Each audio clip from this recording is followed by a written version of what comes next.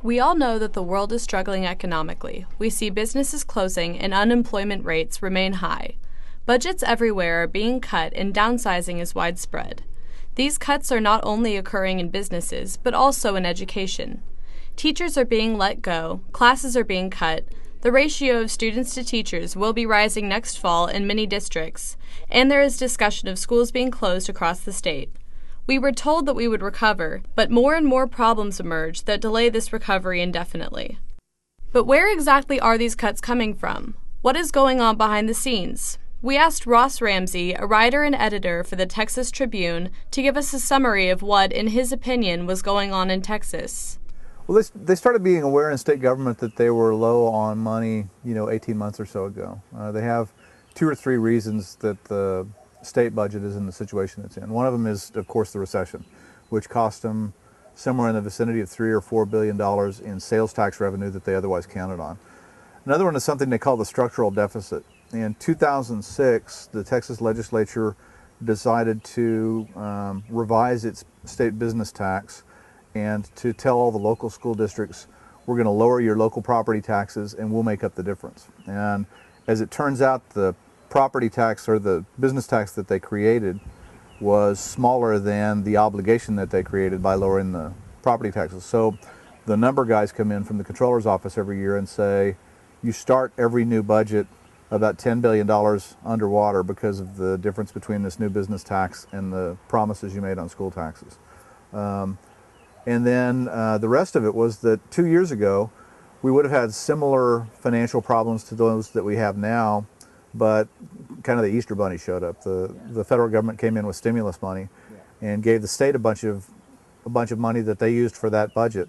That one-time money is no longer there, but the expenses that it was covering remain. So those 3 things together left the state in a hole. And it became apparent to them that it was going to be a very deep hole probably 18 to 20 months ago. The decision to make cuts is difficult and is a popular subject of debate among parents, teachers, administrators, and school boards throughout Texas. This question is one of balancing economic reality with the desire to maintain a higher quality public education.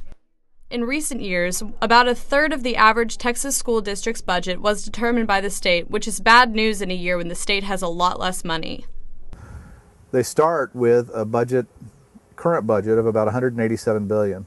The first crack at this was a budget of about $154 billion. It's a pretty big cut. Yeah. They've worked their way up in the House at least up to in the vicinity of $164, $165 billion.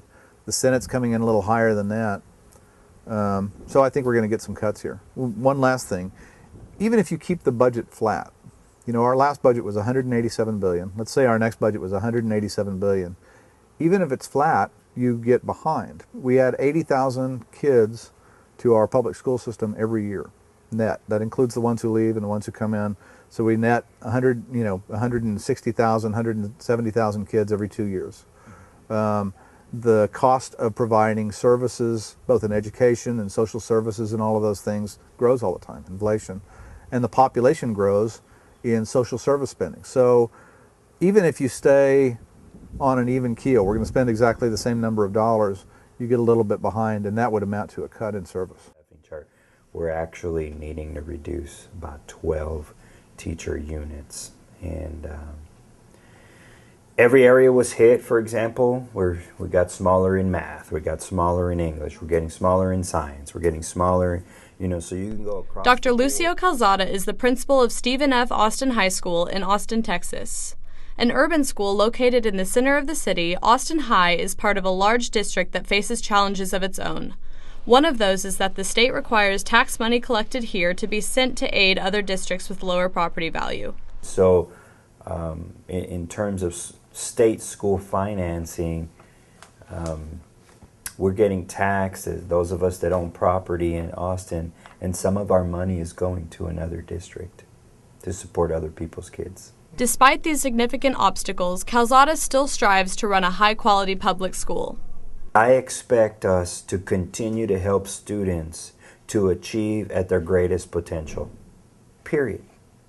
And I have no choice but to continue towards that mission. Nevertheless, Texas is not the only state facing cuts. New York Times columnist Gail Collins agrees that we are witnessing the same sort of cuts to education throughout the nation.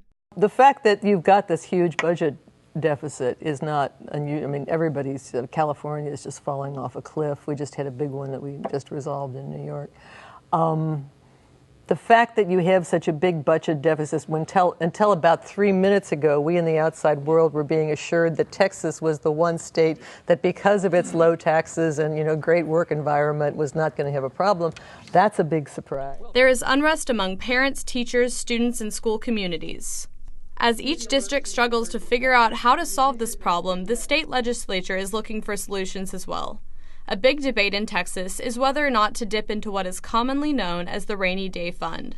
The Rainy Day Fund is set up in the late 80s. We had a couple of economic crises in state government. Oil prices went crazy, state government revenues went crazy, and they looked at it and then they said, instead of having government income go like this, we ought to have something that levels it out. So the technical name for this is the Economic Stabilization Fund, and it's designed to take kind of the ups and downs out of the state economy, or out of the state's revenue. So they created this, and they created they said, we're going to designate a couple of taxes, mostly oil and gas taxes. We're going to designate these, and when any overage that comes in from those taxes is going to flow into this savings account that we'll call informally the Rainy Day Fund. Well, the Rainy Day Fund has gotten gigantic because oil and gas prices have been really high. So ordinarily we'd come into a situation like this, like as we did in 2003, and we'd say, how much is over there? And they'd say, well, $1 billion, $2 billion, something like that. This time we come in and there's $9.4 billion. It's a lot of money. And they came in and they said, well, should we use all of this money against our shortfall or not? The Rainy Day Fund debate sounds unusual to say the least. Many Texans and non-Texans alike wonder why such a large amount of controversy surrounds this issue. The Rainy Day Fund thing is unique. I don't know of another state in which, if you had this big pile of money and you were looking at cuts of the magnitude you're looking at in the public school system, that there would be even a debate about whether to take the big pot of money that's right there, sitting there, and use it. So that's unique too. So it's a little bit unique, even though it's the same. Each state's solution is slightly different despite having similar underlying objectives. As the nation fights for recovery from this economic slump, it seems that finding a compromise is a difficult task and is evidently far more complex when it comes to our children's education.